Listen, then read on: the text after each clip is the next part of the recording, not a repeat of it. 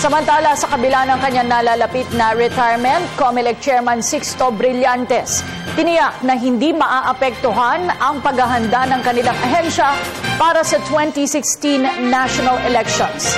Nagbabalik si Ria Fernandez.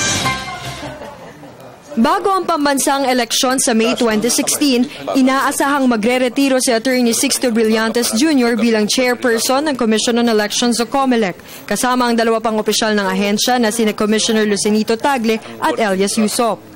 Kaya hindi maiwasang mangamba ang mga tao sa kanilang mga maiiwang trabaho.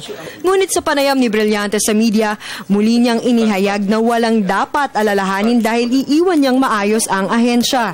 You should not really worry. That is why kaya nga merong naiiwan working majority. So it means kung bumaba yan sa 4, hindi na magpa-function. Wala nang aksyon kasi 4 ang kailangan boto eh. Ang issue lang is, since 4 lang sila, they will have to act with unanimity.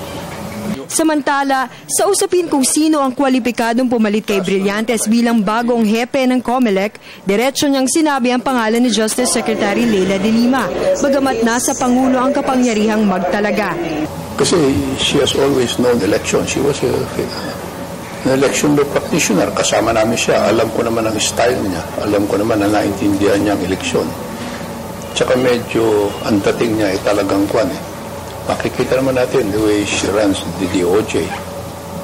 Sabi ko nga eh, babae, matapang at bata.